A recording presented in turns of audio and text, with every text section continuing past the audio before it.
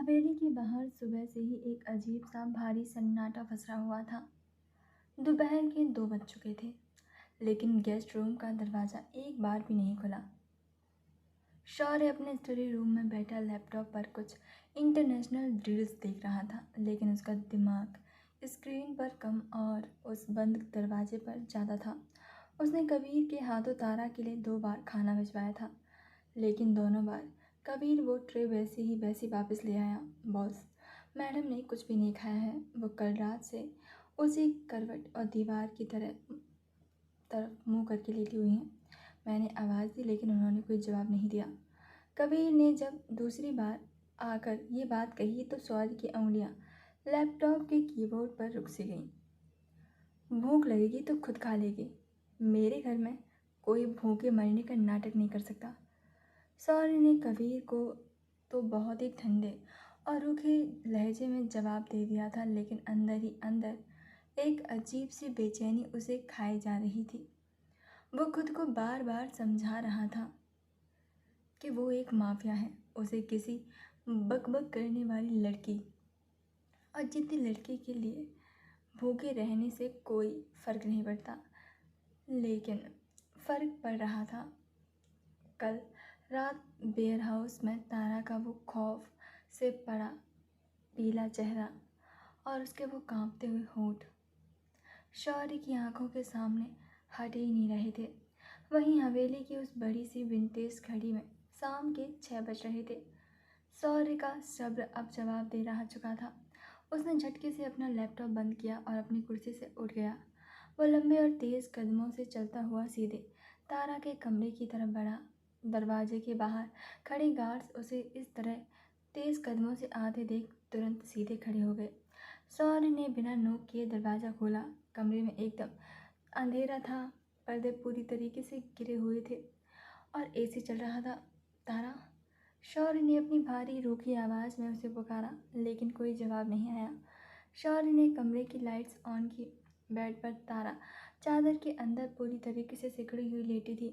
वो एक छोटी सी बच्ची की तरह घुटनों को सीने से लगाए हुए थी। शौर्य के जबड़े की नसें तन से गईं। वो चलता हुआ बेड के एकदम करीब आया। ये भूख हड़ताल का नाटक मेरे सामने मत करो तारा।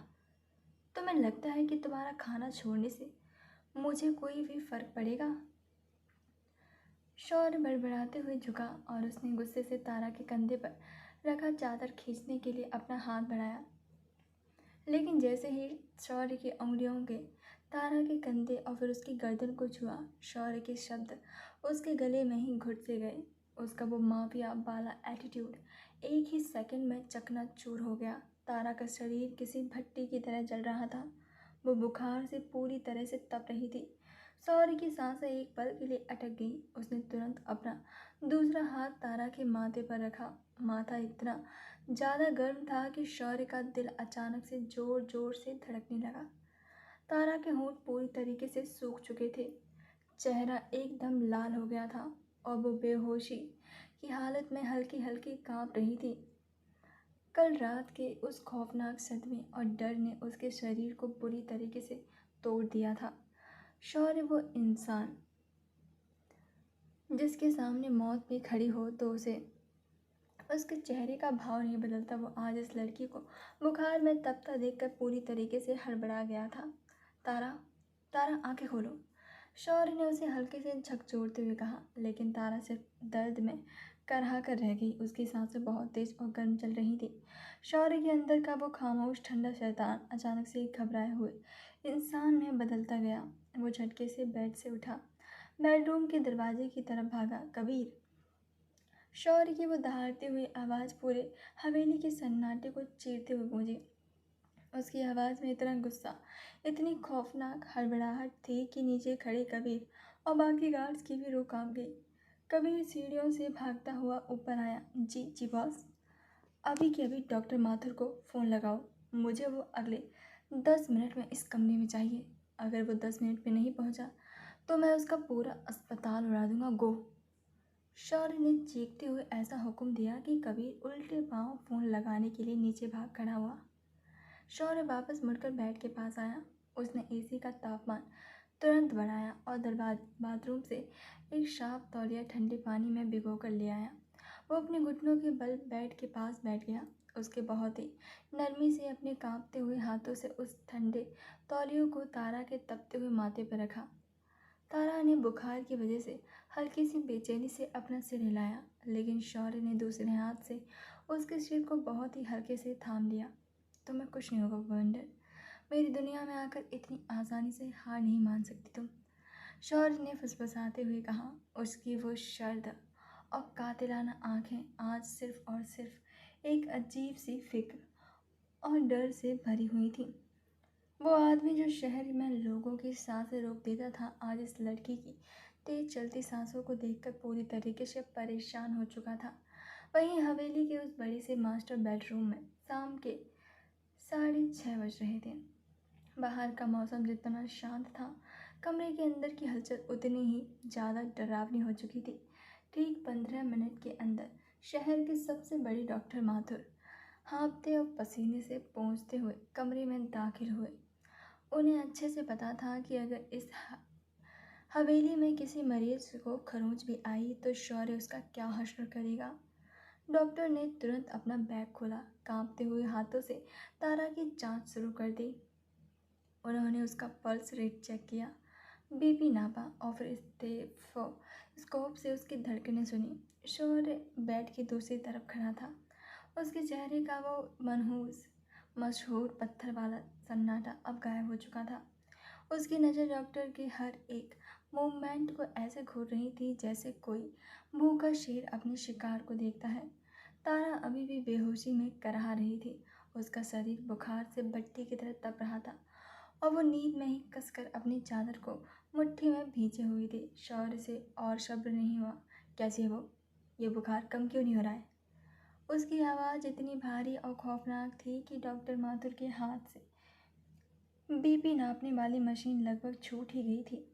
डॉक्टर ने डरते हुए शौर्य की तरफ देखा और अपनी आवाज़ को स्थिर करने की कोशिश की। शौर्य, सर देखिए, मैं आपसे झूठ नहीं बोलूँगा, इनकी कंडीशन बिल्कुल भी सही नहीं है।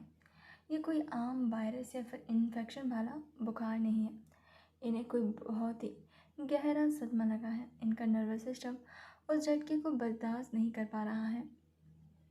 शौर्य की आंखें सिकुड़ गईं। उसके दिमाग में वेयर हाउस का वो बहता हुआ खून और तारा की वो चीख गूंज गई। डॉक्टर ने गहरी सांस लेते हुए आगे कहा, सर इनका बीपी बहुत तेज़ी से गिर रहा है और बुखार दिमाग पर चढ़ रहा है। मैंने इन्हें एक बहुत ही हैवी इंजेक्शन दिया है, लेकिन अगर इसी माहौल में रहीं जहाँ इन्हें वो सदमा लगा है तो ये कोमा में भी जा सकती हैं। इन्हें इस वक्त दिमाग की शांति और अपने घर के सुरक्षित माहौल की ज़रूरत है। इनका दिमाग इस खौफ को झेल नहीं पा रहा है। शौर्य के पैरों तले जैसे किसी ने ज़मीन खींच ली हो। कोमा? वो भवंडर जो कल तक उससे लड़ रही थी, उसे ताने मार रही थी, वो उसकी दुनिया की वजह से इस हालत में पहुंच गई थी। तुम बाहर जाओ और जब तक इसका बुखार नहीं उतरता तुम इसी हवेली में रहोगे, शौर्य ने बिना डॉक्टर की तरफ देखे बहुत ही ठंडी आवाज़ में कहा। डॉक्टर बिना एक भी शब्द बोले अपना बैग उठाकर वहाँ से तुरंत निकल गया। कमरे में अब सिर्फ एसी की हल्की सी आवाज़ थी और तारा की वो भारी गर्म सांसें। शौर्य धीरे से चलकर बेड के किनारे पर आकर बैठ गया। उसने तारा के उस सफ़ेद और पीले पड़ चुके चेहरे को देखा। कहाँ वो लाल गाउन में बेखौफ होकर उसे धमकाने वाली लड़की और कहाँ बुखार से टूट चुकी ये बेचारी सी जान। शौर्य ने बहुत ही धीरे से उसके अपने उस हाथ से जिससे वो बंदूक चलाता था तारा के माथे से पसीने से भीगे हुए बालों को किनारे किया। उसे अचानक से तारा की वो बकबक याद आने लगी। तुम मुझे छत से फेंक दोगे क्या? हाँ, ये कोई बिग बॉस का घर है? ये तुम्हारे राज बाहर निकाल कर ही रहूँगी। शौर्य के होठों पर एक बहुत ही दर्द भरी और एक फीकी सी मुस्कान आ गई। तुम मेरे राज निकालने आई थी ना? तुमने तो मेरा वो राज निकाल लिया जो मुझे खुद भी नहीं पता था कि मेरे अंदर भी कोई दिल धड़कता है। शौर्य ने महसूस किया कि वो इस लड़की की अपनी उस काली खून से सनी दुनिया में ज़बरदस्ती खींच रहा है। वो एक शैतान था जिसे अंधेरा पसंद था, लेकिन तारा तारा वो आग थी जो रोशनी देती थी। अगर वो तारा को यहाँ अपने पास रखेगा तो उसका ये अंधेरा तारा को हमेशा के लिए झुका देगा। शौर्य का ईगो, उसका माफिया वाला वो घमंड जो कभी किसी के आगे नहीं झुकता था, आज इस लड़की की एक करह के आगे का घुटने पर आ चुका था। उसे समझ आ रहा था कि तारा को बचाने का सिर्फ एक ही तरीका है, उसे हमेशा के लिए अपनी इस खौफनाक दुनिया से दूर कर देना। वहीं रात के 8 बज रहे थे। कमरे में एकदम सन्नाटा था। शौर्य अपनी जगह से उठा। उसने तारा को एक आखिरी बार देखा। उसकी आंखों में वो आग नहीं, बल्कि एक बहुत ही गहरा खालीपन था। उसने अपनी जेब में फ़ोन निकाला और कभी का नंबर डायल किया। फ़ोन उठते ही शौर्य ने बहुत ही सख्त लेकिन एक अजनबी सी उदासी से आवाज़ में कहा, कबीर ऊपर गेस्ट रूम में जाओ। मैडम का जितना भी सामान है उसे पैक करो और कार रेडी करो। दूसरी तरफ कबीर थोड़ा हैरान हुआ। कार? इस वक्त बॉस? मैडम को कहीं हॉस्पिटल शिफ्ट करना है क्या? शौर्य ने अपनी आंखें बंद कर ली और एक गहरी सांस लेते हुए वो फैसला सुनाया जिसने खुद को अंदर के शैतान को भी हैरान कर दिया था। नहीं कबीर, इन्हें इनके घर छोड़ना है, हमेशा के लिए। वो आज से आज़ाद है। शौर्य ने फ़ोन काट दिया। उसने मुड़कर तारा को नहीं देखा, क्योंकि वो जानता था कि अगर उसने एक पल और उसे देखा तो वो अपना फैसला बदल लेगा। वह तेज़ी से बेडरूम के बाहर निकल गया, पीछे सिर्फ तारा को और उसकी ज़िंदगी के उस इकलौते सुकून को हमेशा के लिए छोड़कर। वहीं शहर के दूसरे कोने में रिया के छोटे से अपार्टमेंट के अंदर रात के 9:30 बज रहे थे। कमरे का माहौल एकदम तनाव से भरा हुआ था। रिया अपने हाथ में फ़ोन पकड़े लिविंग रूम में पागलों की तरह इधर से उधर चक्कर काट रही थी। उसकी आंखों में आंसू और चेहरे पर खौफ साफ झलक रहा था। पिछले 2 दिनों से उसने तारा को कम से कम 100 से ज़्यादा कॉल्स किए थे, लेकिन हर बार फ़ोन पर स्विच ऑफ आ रहा था। तारा कभी भी उसे बिना बताए ऐसे गायब नहीं होती थी। कहाँ चली गई तू यार तारा? ऑफिस वालों को भी कुछ नहीं बताया। हे भगवान, कहीं उस ऋषभ कपूर की खबर छापने के चक्कर में किसी गुंडे ने मेरी तारा को। रिया बड़बड़ाते हुए रोने की ही वाली थी कि तभी उसके अपार्टमेंट के ठीक 12 गाड़ियों के ब्रेक लगने की तेज आवाज़ आई।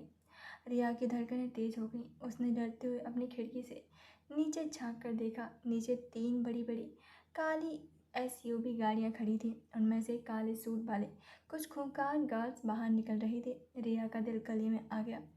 इससे पहले कि वो पुलिस को फ़ोन लगाती, उसके दरवाजे पर एक बहुत ही भारी खौफनाक दस्तक हुई। रिया ने कांपते हुए हाथों से धीरे से दरवाज़ा खोला और सामने का नज़ारा देखकर उसकी सांसें सच में रुक सी गईं। दरवाजे पर शहर का सबसे खौफनाक नाम शौर्य खड़ा था। उसने एक डार्क नेवी ब्लू सूट पहना हुआ था और उसका चेहरा किसी पत्थर की तरह सर्द और भावहीन था। लेकिन रिया की आंखें शौर्य पर नहीं, बल्कि उसकी मजबूत बाहों में बेसुध सी पड़ी हुई उस लड़की पर टिक गई। तारा? रिया के मुंह से एक चीख निकल गई।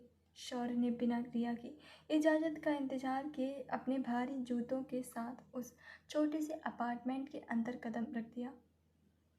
कबीर भी एक बैग लेकर उसके पीछे पीछे अंदर आ गया। रिया डर के मारे पीछे हटकर दीवार से सट गई। वो तारा के लिए तड़प रही थी, लेकिन शौर्य का वो खौफनाक ऑरा इतना हावी था कि रिया के मुंह से एक शब्द भी नहीं निकल पा रहा था। शौर्य ने अपनी ठंडी नज़रों से पूरे कमरे का जायजा लिया और फिर सीधा रिया के बेडरूम की तरफ बढ़ा। उसने बहुत ही एहतियात से, बिल्कुल किसी कांच की गुड़िया की तरह, तारा को रिया के बिस्तर पर लिटा दिया। तारा अभी भी बुखार से तप रही थी और उसके होंठ सूख चुके थे, लेकिन उसके चेहरे पर एक खौफनाक बेचैनी थी। शायद अपने दोस्त के घर की वो जानी पहचानी खुशबू उसे सुकून दे रही थी। सौर कुछ सेकंड तक वहीं झुका रहा। उसने अपनी उंगलियों से तारा के माथे पर बिखरे बालों को धीरे से हटाया। उसकी वो कातिलाना और सर्द आंखों में एक पल के लिए इतना दर्द और फिक्र थी जो शायद उसने अपनी पूरी ज़िंदगी में कभी महसूस नहीं की थी। लेकिन जैसे ही वो पलटा, वो वापस वही खूंखार माफिया बन गया था। उसने रिया की तरफ अपनी वो चील जैसी तेज नजरें घुमाई। रिया बेड पर डर के मारे कांपने लगी। शौर्य ने अपनी भारी और कमरे में गूंजने वाली आवाज़ में बहुत ही कड़क लहजे में कहा, इसे बहुत तेज बुखार है और ये गहरे सदमे में है। डॉक्टर माथुर इसे देख चुके हैं। दवाइयाँ और प्रिस्क्रिप्शन और अगले एक हफ्ते का डाइट चार्ट इस बैग में है। कबीर ने वो महंगा सा बैग रिया के टेबल पर रख दिया। रिया ने हिम्मत जुटाते हुए कांपती हुई आवाज़ में पूछा, तारा को क्या हुआ है? और आप इसे ऐसे? शौर्य ने 2 कदम रिया की तरफ बढ़ाए। उसकी ऊंचाई और उसका एटीट्यूड रिया को डराने के लिए ही काफ़ी था। शौर्य ने उसकी बात को बीच में ही काटते हुए अपनी उंगली उठाकर बहुत ही खतरनाक लहजे में चेतावनी दी, सवाल पूछने की गलती मत करना। बस इतना समझ लो कि अब तुम्हारे पास है और इसकी जान की जिम्मेदारी भी तुम्हारी है। अगर इसे खरोच भी आई या फिर तुमने पुलिस या फिर मीडिया के सामने कोई भी तमाशा करने की कोशिश की तो मैं तुम्हारे इस अपार्टमेंट को तुम्हारे साथ ही राख में मिला दूंगा।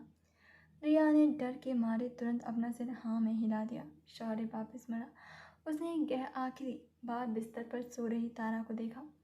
वो लड़की जो उसकी ज़िंदगी में एक बवंडर बन के आई थी, जिसने उसके उस काले और खामोश साम्राज्य में अपनी बकबक से आग लगा दी थी, वो आज उसे हमेशा के लिए छोड़कर जा रहा था। शौर्य ने अपने जबड़े को कस लिया ताकि उसके चेहरे पर कोई भी इमोशंस ना आ सके और वो लंबे कदमों से चलता हुआ अपार्टमेंट से बाहर निकल गया। कबीर ने बाहर निकलते हुए धीरे से दरवाज़ा बंद कर दिया। रिया तुरंत भागकर तारा के पास बेड पर बैठ गई और उसके तपते हुए माथे को चूमते हुए रोने लगी। तारा, मेरी पागल तारा, तूने किस शैतान से पंगा ले लिया यार?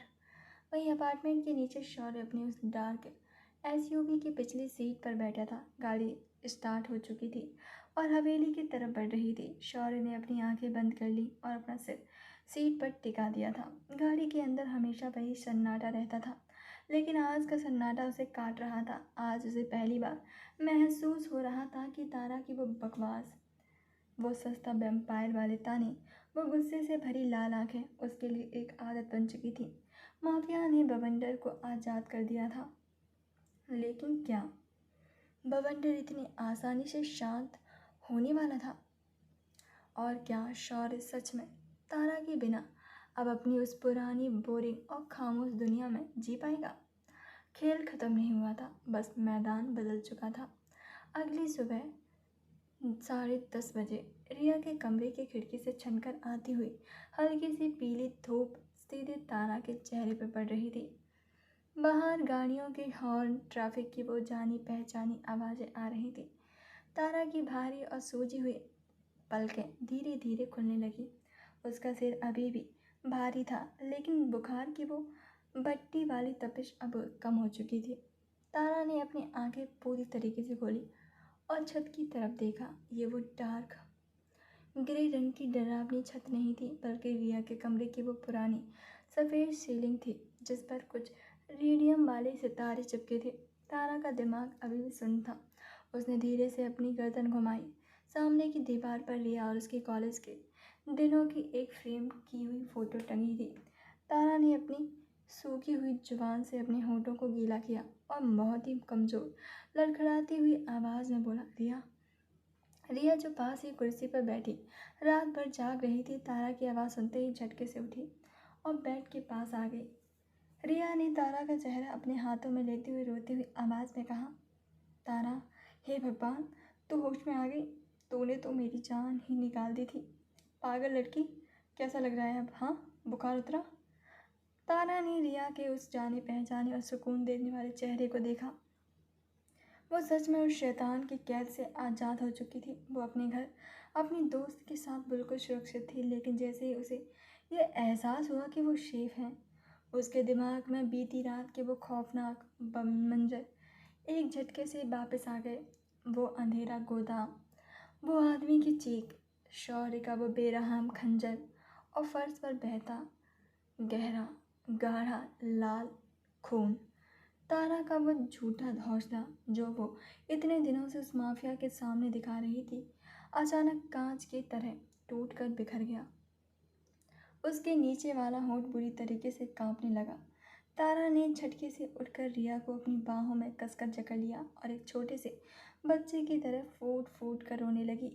तारा ने रिया के कंधे पर अपना सिर छुपाते हुए हिचकिचाहट उसके बीच रोते हुए कहा, रिया, वो बहुत भयानक था। खून, बहुत सारा खून।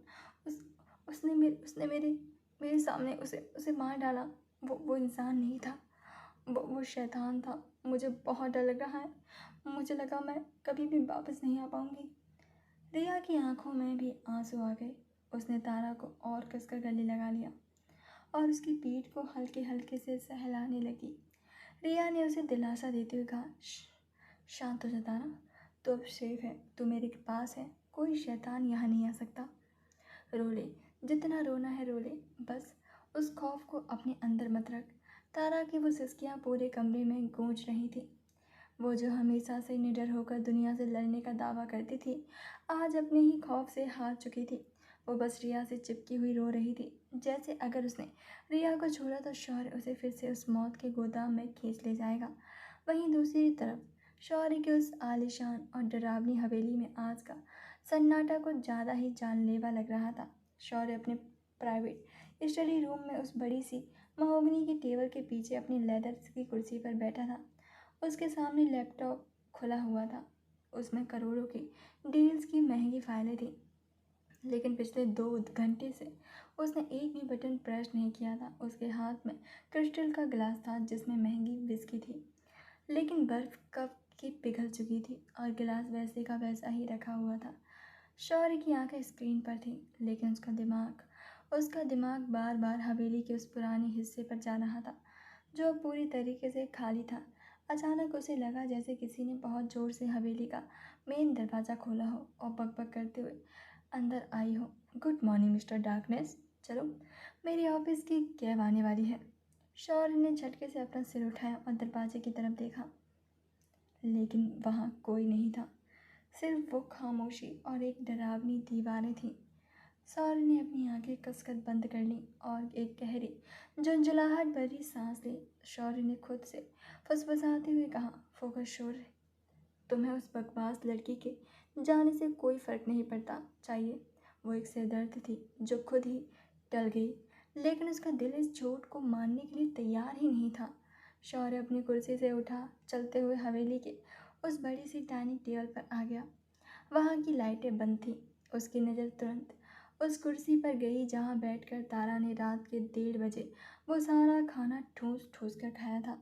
ऐसे क्या घूर रहे हो? खाना खिलाकर कोई एहसान नहीं किया तुमने, हाँ? तारा की वो बेबाक आवाज़ जैसे अभी भी उस हॉल में गूंज रही थी। शौर्य को हमेशा इस हवेली का ये अंधेरा सन्नाटा बहुत पसंद था। यह उसकी ताकत थी, लेकिन आज पहली बार उसे अपना ही घर किसी भूत या खंडर जैसा लग रहा था, जहाँ कोई भी जिंदगी नहीं थी। शौर्य ने अपने उस दाहिने हाथ को उठाया। अंगूठे के ठीक नीचे तारा के दांतों का वो गहरा निशान अब हल्का नीला पड़ने लगा था। शौर्य ने अपने दोनों हाथ से अंगूठी के उस निशान को बहुत ही धीरे से छुआ। जैसे ही उसने उस निशान को छुआ, उसे तारा का वो लाल गाउन, वो गुस्सा और वो बेडरूम वाला सीन याद आ गया जब उसने हड़बड़ाते हुए अपनी आंखों पर हाथ रख लिए थे। शौर्य के उस सख्त और पत्थर जैसे चेहरे पर एक बहुत ही अजीब सी दर्द और कसक से भरी हुई मुस्कान आ गई। शौर्य ने उस खाली डाइनिंग हॉल में खड़े होकर बहुत ही ठंडी लेकिन उदास आवाज़ में कहा, तुम तो चली गई बवंडर, लेकिन अपने पीछे इस शैतान के घर में जो ये खालीपन छोड़ गई हो, इसका शोर मुझसे बर्दाश्त नहीं हो रहा है। शौर्य ने अपनी मुट्ठी कस ली। वो एक ऐसा इंसान था जो अपनी मर्जी के बिना एक पत्ता भी हिलने नहीं देता था, लेकिन तारा उसके सीने में वो हलचल पैदा कर गई थी जिसे शांत करना अब उसके खुद के भी बस की बात नहीं थी। माफिया अपने ही फैसलों पर पछता रहा था। उसने तारा को आज़ाद तो कर दिया था, लेकिन वो ये नहीं जानता था कि इस आज़ादी की कीमत उसे अपनी ही रातों की नींद और अपने उस पत्थर के दिल के सुकून देकर चुकानी पड़ेगी। वहीं तारा ने रोते हुए रिया को सब कुछ बता दिया था। वो हवेली, वो जासूसी और सबसे बढ़कर बियर हाउस का वो खौफनाक मंजर जहाँ शौर्य ने किसी की जान ली थी। बोलते बोलते तारा कई बार कांपी, लेकिन रिया ने उसे एक भी पल खुद से दूर नहीं किया। रिया ने तारा को बालों को बहुत ही प्यार से सहलाते हुए और उसे हौसला देते हुए कहा, तारा, मेरी बात ध्यान से सुन। जो भी हुआ उसे एक बहुत ही बुरा सपना समझकर भूल जा। तू अब आज़ाद है। वो शैतान अब तेरी ज़िंदगी में कभी वापस नहीं आएगा। उसने खुद तुझे यहाँ छोड़ा है। इसका मतलब वो भी जानता है कि तू उसकी दुनिया की नहीं है। अब इस खौफ को अपने दिमाग से निकाल दे। रिया की इस बातों और उसके बनाए हुए गर्मा गर्म सूप ने तारा पर जादू का काम किया। अगले दिन दोपहर तक तारा की तबीयत काफ़ी हद तक सुधर गई थी। उसका बुखार उतर चुका था और चेहरे पर वापस थोड़ी सी रौनक आ गई थी। लेकिन इंसान का दिमाग भी कितना अजीब होता है। तारा उस खौफ को तो भूलना चाहती थी, लेकिन हवेली के उस खामोश सन्नाटे और सस्ते वेम्पायर की आदतें उसे कहीं ना कहीं लग ही चुकी थी। उसे बार बार याद आ रहा था कि कैसे शौर्य ने उसकी बदतमीजियों के बाद भी रात के 1:30 बजे उसके लिए खाना मंगवाया था। कैसे बेडरूम में तौलिए में वो उसके करीब आया था और कैसे बुखार में उसने एक बच्चे की तरह तारा का माथा सहलाया था। तारा ने खिड़की के बाहर देखते हुए मन ही मन सोचा, वो कातिल है तारा, वो शैतान है, तो उसके बारे में क्यों सोच रही है? वो सिर्फ एक बुरा सपना है और कुछ भी नहीं। लेकिन दिल था कि उस बुरे सपने की एक झलक देखने के लिए अंदर ही अंदर से झटपटा रहा था। शाम होते होते रिया ने मम्मी पापा भी अपनी ट्रिप से वापस आ गए थे। सुषमा आंटी ने जैसे ही तारा को कमज़ोर हालत में देखा, उन्होंने अपना बैग वहीं छोड़ा और फिर दौड़कर तारा को अपने गले से लगा लिया और फिर दौड़कर प्यार से डांटते हुए बोली, हे भगवान, क्या हाल बना लिया मेरी बच्ची ने। रिया बता रही थी कि तुझे फूड पॉइजनिंग और बुखार हो गया था। तो अपने खाने पीने का बिल्कुल भी ध्यान नहीं रखती है ना तारा। आज से तू मेरे हाथ की बनी खिचड़ी और काढ़ा पिएगी, आई बात समझ। रिया भी अपनी दोस्त को अपने परिवार के साथ हंसते हुए देखकर बहुत खुश थी। अगले दिन सुबह तक तारा का वो पुराना बवंडर वाला अवतार फिर से वापस आ चुका था। वो जो हवेली में बिना डरे माफिया से भिड़ जाती थी, अब सुषमा आंटी के काढ़े को देखकर नखरे दिखा रही थी। तारा ने मुंह बनाते हुए काढ़े का सूप दूर धकेलते हुए कहा, आंटी प्लीज़, ये काढ़ा नहीं है, उबला हुआ जहर लग रहा है। मेरा बुखार बिल्कुल ठीक हो गया है। मुझे आपके हाथ के ये आलू पराठे खाने हैं, ये कड़वा पानी नहीं। रिया ने हंसते हुए तारा का कान खींचते बोला, चुपचाप पी ले महारानी, हवेली में कैद होकर आई है, कोई वेकेशन से नहीं। अगर पराठे खाने हैं तो पहले ये काढ़ा तो ख़त्म करना होगा। पूरे घर में तारा की वजह से फिर से रौनक लौट आई थी। तारा को सभी लोग मस्ती मजाक खाना पानी करके सो गए। बाहर सड़क पर एकदम सन्नाटा था। बस स्ट्रीट लाइट की एक हल्की सी पीली सी रोशनी सड़क पर पड़ रही थी। लेकिन रात के उस सन अंधेरे में सड़क के उस पार एक पेड़ की छांव में सौर की वो महंगी ब्लैक एसयूवी खड़ी थी। गाड़ी का इंजन बंद था, लेकिन अंदर बैठे इंसान की धड़कनें बहुत तेज चल रही थी। सौर पिछली सीट पर बैठा था। उसने अपना डार्क ग्रे कोट उतार कर सीट पर रखा हुआ था और उसकी शर्ट के ऊपर के 2 बटन खुले हुए थे। उसकी आंखें जो हमेशा दुश्मनों को ढूंढती थीं, आज सिर्फ और सिर्फ रिया की अपार्टमेंट की उस तीसरी मंजिल वाली खिड़की पर टिकी हुई थी। वो एक माफिया था जिसके एक इशारे पर शहर हिल जाता था, लेकिन आज वो किसी आम बेकरार आशिक की तरह अपनी ही ईगो, अपनी ही बनाए हुए उसूलों को तोड़कर सिर्फ तारा की एक झलक के देखने के लिए यहाँ अंधेरे में छुपकर खड़ा था। ड्राइवर सीट पर बैठे कबीर ने रिव्यू मिरर से अपनी बॉस को देखा। कबीर की ज़िंदगी में यह पहला मौका था जब उसने शौर्य को इस तरह किसी के लिए तड़पते और अपना काम छोड़कर ऐसे मजनू की तरह कार में घंटों इंतजार करते हुए देखा था। कबीर ने मन ही मन बेहद हैरानी से सोचा, बॉस, और ये हालत, जो इंसान करोड़ों की डील्स के लिए भी 5 मिनट का इंतज़ार नहीं करता, वो पिछले 2 घंटे से इस साधारण सी बिल्डिंग को घूर रहा है। वो बवंडर मैडम सच में बॉस का पूरा सिस्टम ही हैक कर चुकी हैं। तभी तीसरी मंजिल की वो खिड़की धीरे से खुली। शौर्य की सांसें 1 सेकंड के लिए रुक सी गईं। उसने तुरंत गाड़ी का शीशा थोड़ा सा नीचे किया। खिड़की पर तारा आई हुई थी। उसे नींद नहीं आ रही थी। उसने एक ढीली सी हुडी पहन रखी थी और उसके बाल हवा में उड़ रहे थे। वो बाहर की ठंडी हवा खाने के लिए खिड़की पर खड़ी हुई थी। शौर्य की सर्द डार्क आंखों में तारा को बिल्कुल ठीक अपने पैरों पर खड़ा देखकर एक बहुत ही गहरा सुकून सा छा गया था। उसका बुखार शायद उतर चुका था और वो पहले ही जैसी लग रही थी। शौर्य ने अपनी आंखें बंद की और एक लंबी राहत भरी सांस ली। शौर्य ने अपनी भारी फुसफुसाती हुई आवाज़ में खुद से बात करते हुए कहा, तुम मुस्कुरा रही हो, यही काफ़ी है। मेरे अंदर अंधेरे से दूर तुम इस रोशनी में भी अच्छी लगती हो। ऊपर खिड़की पर खड़ी तारा को अचानक एक अजीब सा एहसास हुआ। वो परफ्यूम की सर्द महक, वो खौफनाक लेकिन सुरक्षित नजरें। उसे लगा जैसे कोई उसे देख रहा है। तारा ने झटके से नीचे सड़क की तरफ देखा। वहाँ अंधेरे में एक बड़ी सी काली गाड़ी खड़ी थी, लेकिन स्ट्रीट लाइट की रोशनी वहाँ तक पहुँच नहीं रही थी। तारा का दिल जोर से धड़का। क्या वो शौर्य था? क्या वो शैतान सच में उसे देखने आया था? तारा ने अपनी आंखें सिकोड़ कर और ध्यान से देखने की कोशिश की, लेकिन शौर्य को पता था कि अगर तारा ने उसे देख लिया तो वो फिर से उस खौफ में चली जाएगी जिसे वो पीछे छोड़कर आई है। शौर्य ने अपनी आवाज़ को एकदम सख्त करते हुए कबीर को आदेश देते हुए कहा, कबीर, गाड़ी स्टार्ट करो, हमें वापस हवेली जाना है। कबीर ने तुरंत इंजन स्टार्ट किया और बिना कोई हेडलाइट जलाए वो एसयूवी उस काली अंधेरी सड़क से एक साए की तरह गायब हो गई। तारा खिड़की पर खड़ी उस काली खाली सड़क को देखती रही। तारा ने अपने दिल पर हाथ रखते हुए एक बहुत ही सुलझी हुई धीमी आवाज़ में कहा, शायद मेरा वहम था। वो घमंडी माफिया मेरे लिए यहाँ क्यों ही आएगा? लेकिन तारा का वो धड़कता हुआ दिल और शौर्य का वो खामोश इश्क दोनों ही जानते थे कि ये कहानी अभी ख़त्म नहीं हुई है। शैतान भले ही बवंडर से दूर चला गया हो, लेकिन उसकी किस्मत के तार अब बहुत बुरी तरीके से उलझ चुकी थे। 2 दिन बाद सुबह के 10 बजे तारा की फितरत किसी ठहरे हुए पानी जैसी नहीं थी, बल्कि वो एक उभरती हुई नदी थी जिसे कोई भी खौफ या दर्द ज़्यादा देर तक बांध नहीं सकता था।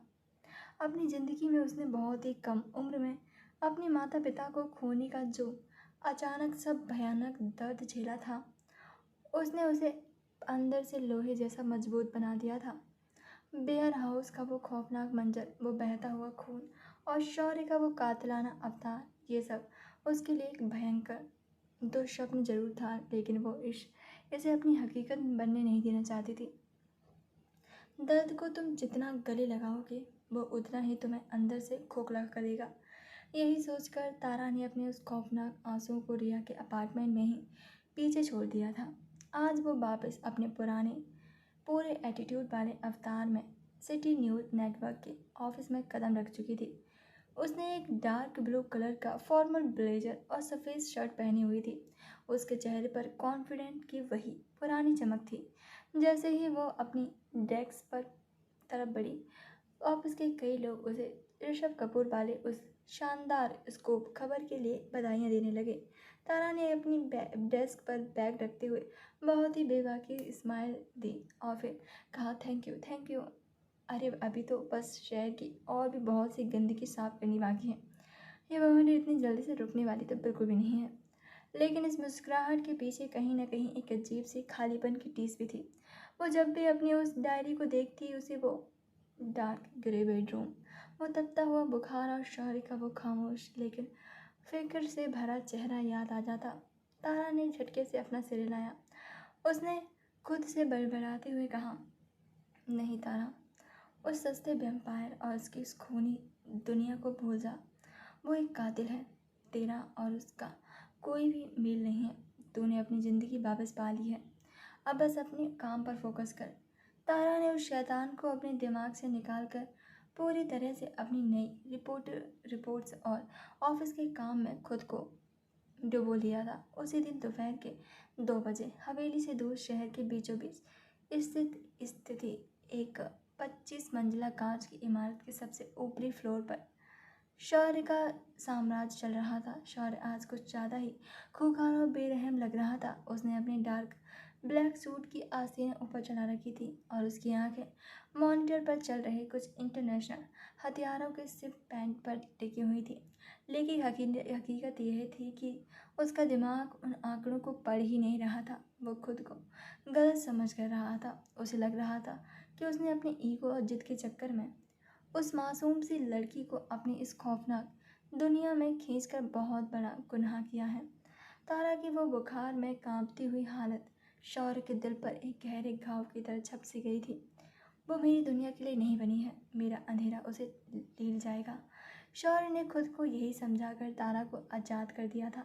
शौर्य ने अपनी इसी गिल्ट को मिटाने के लिए खुद को पूरी तरीके से काम में झोंक दिया था। पिछले 48 घंटों से उसने अपने 3 बड़े दुश्मनों के ठिकानों पर रेड करवाकर उन्हें राख में मिला दिया था। वो अपने आदमियों पर बुरी तरीके से भड़क रहा था और उसका गुस्सा इतना हावी था कि कबीर तक को उसके सामने जाने से डर लग रहा था।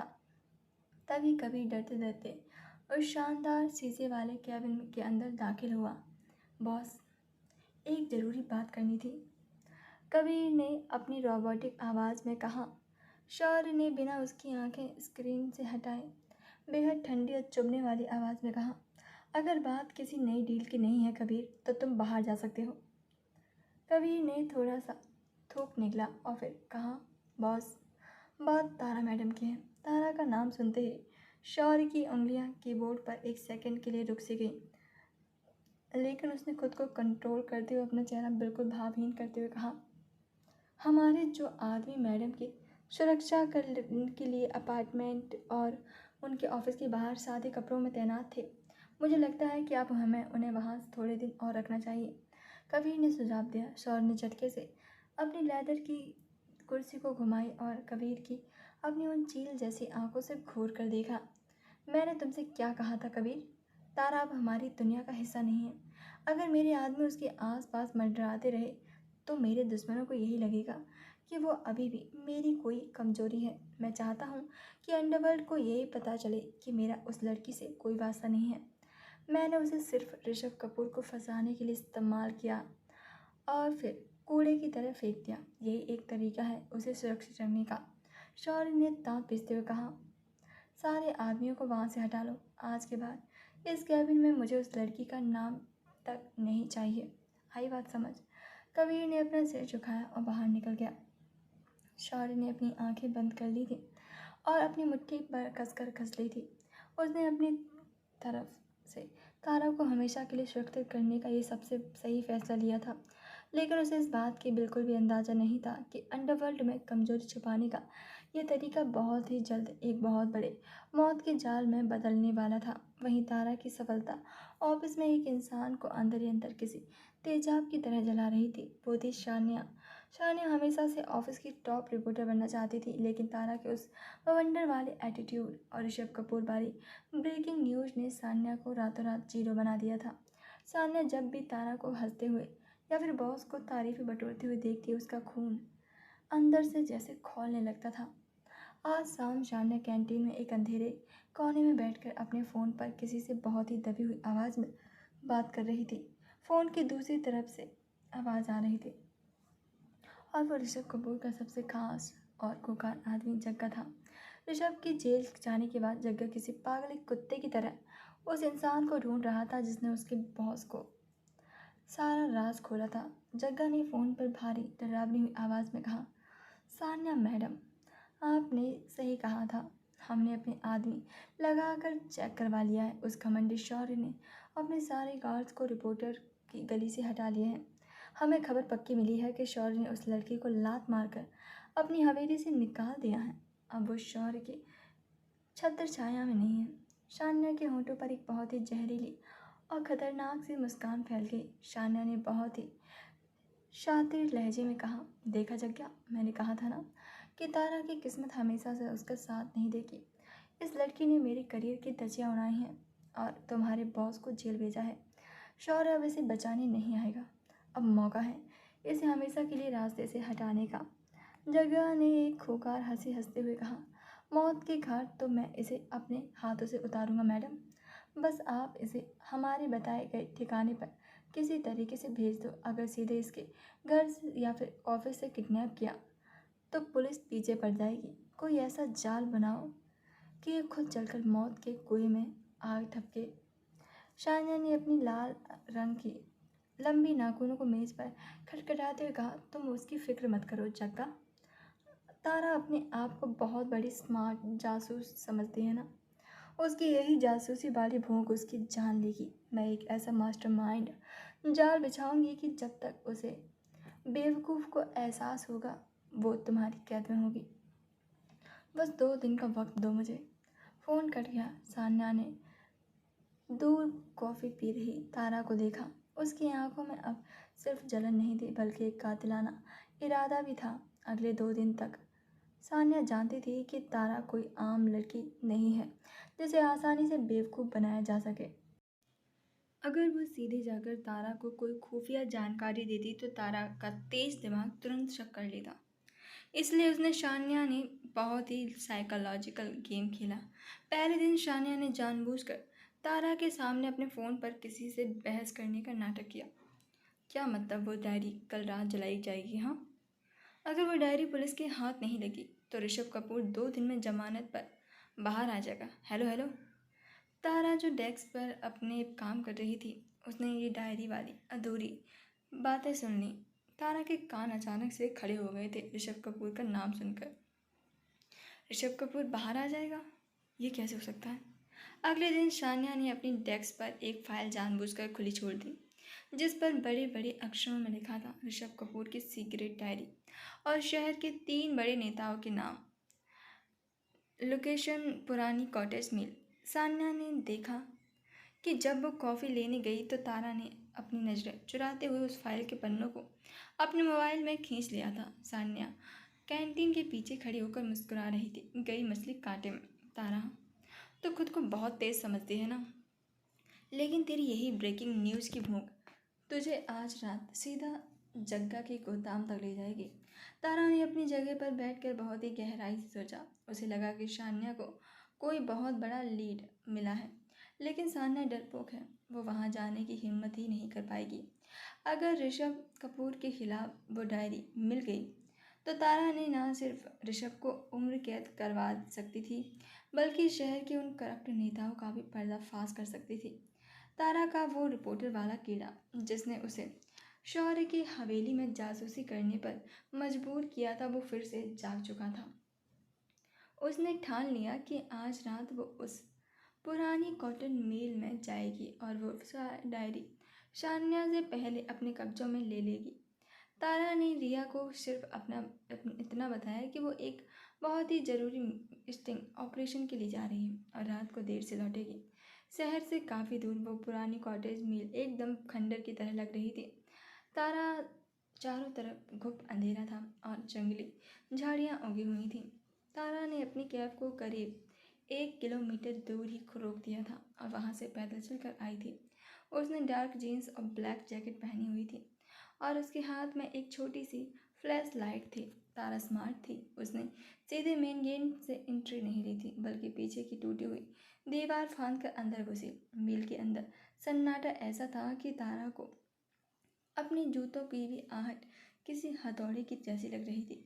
उसने अपनी टॉर्च को हल्की सी रोशनी में देखा कि सामने एक पुराना सा मैनेजर का ऑफिस था। सान्या की फाइल के मुताबिक डायरी उसी ऑफिस की पुरानी तिजोरी में होनी चाहिए थी। तारा धीरे धीरे उस ऑफिस की तरफ बढ़ी। उसका दिमाग बहुत तेजी से काम कर रहा था। अचानक तारा के कदम रुक से गए। उसकी तेज नज़रों ने फर्श पर जमी हुई धूल की एक अजीब सी चीज़ नोटिस की।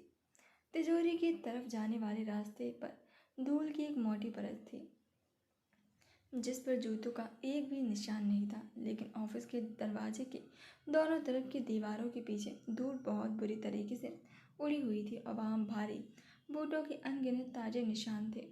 तारा के दिमाग में अचानक से एक बहुत तेज घंटी बजी। अगर कोई डायरी वहाँ छुपाने आया था तो वो हवा में उड़कर तो तिजोरी तक गया नहीं होगा। और दरवाजे के पीछे इतने सारे जूतों के निशान, क्या ये ट्रैप है? तारा का पूरा शरीर एक ही झटके में ठंडा पड़ गया।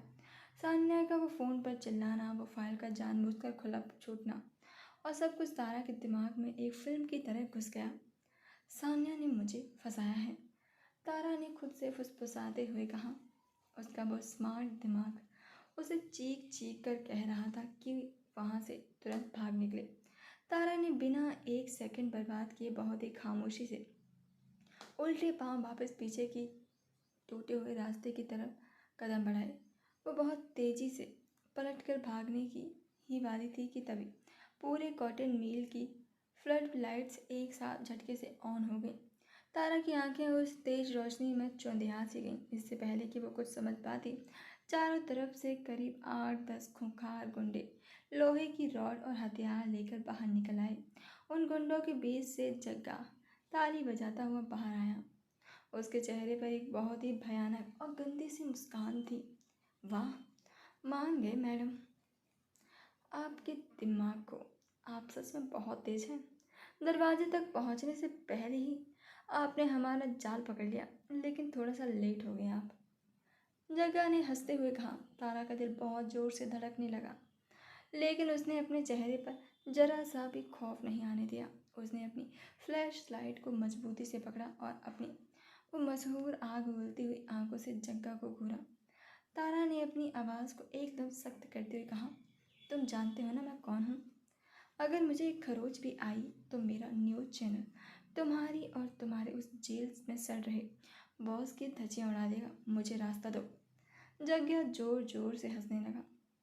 तभी पीछे से एक और परछाई बाहर आई। वो सान्या थी। सान्या ने अपनी बाहों को बांधते हुए बहुत ही जहरीले अंदाज में कहा, तेरा चैनल तब खबर छापेगा ना तारा, जब तू जिंदा बचेगी। बहुत घमंड है ना तुझे अपनी उस ऋषभ कपूर वाली खबर पर। अब तेरी लाश भी नहीं मिलेगी किसी को। तान्या ने शान्या को देखा। तारा ने उसे अब सब कुछ शीशे की तरह साफ हो चुका था। जग्गा ने अपने आदमियों को इशारा किया, पकड़ो इस चुहिया को और इसे बांध कर अंदर बेसमेंट में ले चलो। मैं ऋषभ भाई को वीडियो कॉल पर इसकी मौत का तमाशा दिखाऊंगा। गुंडे तेजी से तारा की तरफ झपटे। तारा ने हार नहीं मानी। उसने अपनी फ्लैश लाइट पूरी ताकत से सामने वाले गुंडे के सिर पर दे मारी। खून की एक बड़ी धार बही और 2 आदमी पीछे गिर पड़ा। तारा ने दूसरे गुंडे को लात मारी और भागने की कोशिश की।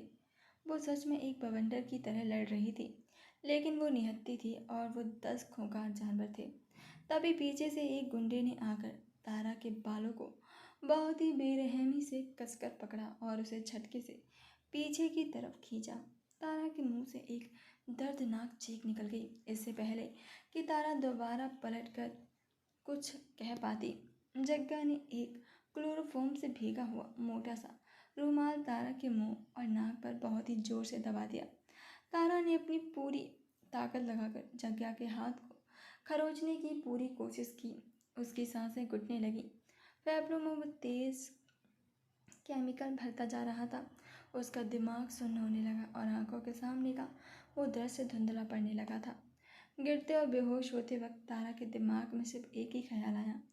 उसे वो रात याद आ गई जब वेयर हाउस में वो बेहोश होकर गिरी थी, तो शौर्य ने उसे अपनी मजबूत बाहों में गिरने से बचा लिया था। वो शैतान हमेशा वहाँ मौजूद रहता था, लेकिन आज वहाँ कोई डार्क नेवी ब्लू सूट वाला माफिया नहीं था। आज कोई शौर्य नहीं था जो उसे गिरने से बचा सके। शौर्य ने सच में उसे आज़ाद कर दिया था और उसकी ये आज़ादी अब उसकी मौत बनने वाली थी। वहीं तारा के हाथ हवा में ढीले पड़ गए। उसकी पलकें पूरी तरीके से भारी होकर बंद हो गईं और वो निढाल होकर उस ठंडे धूल पर भरे फर्श पर गिर पड़ी।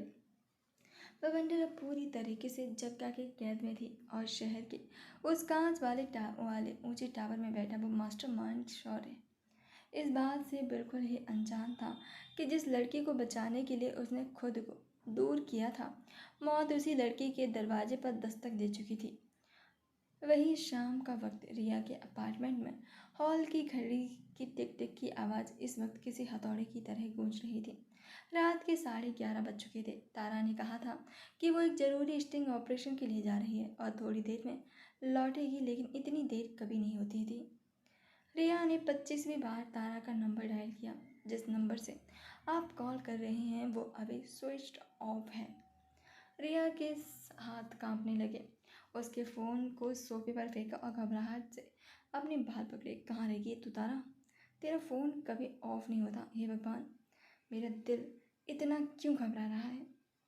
रिया से और इंतज़ार नहीं हुआ।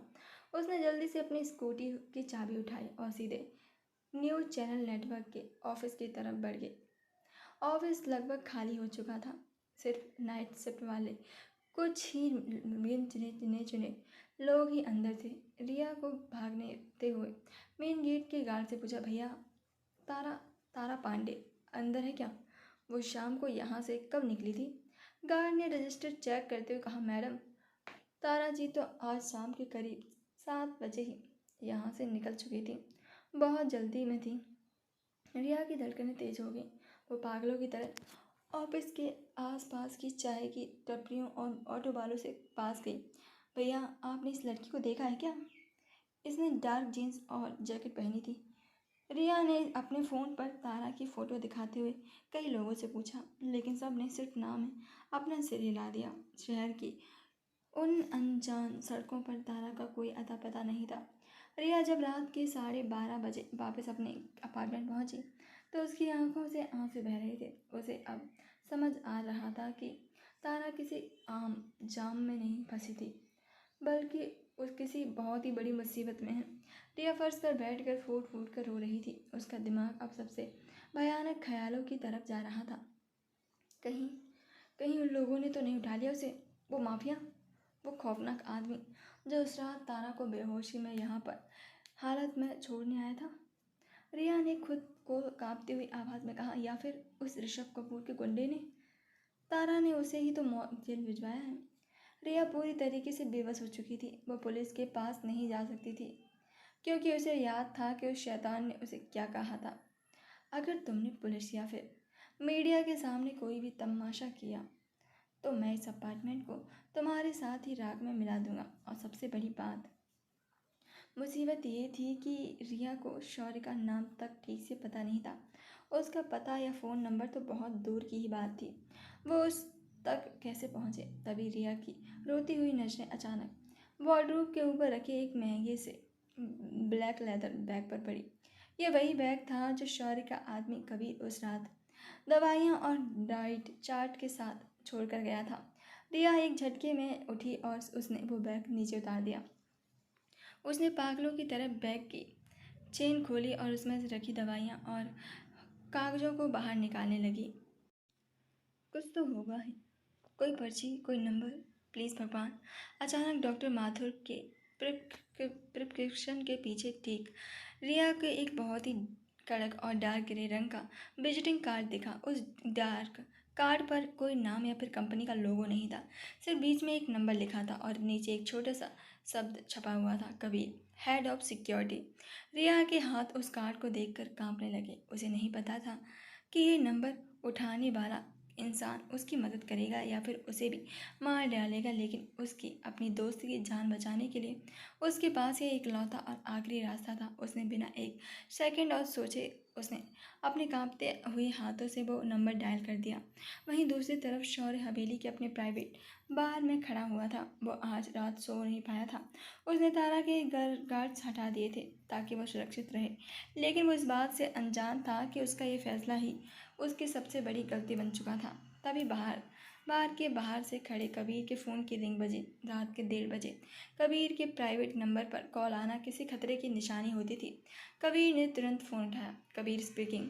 दूसरी तरफ से एक लड़की की बुरी तरह रोती हुई और चीखती हुई आवाज़ आई, hello hello, please please phone मत काटना। मैं रिया बोल रही हूँ, तारा की दोस्त। प्लीज़ मुझे बताओ कि मेरी तारा कहाँ है? क्या तुम लोगों ने उसे किडनैप किया है?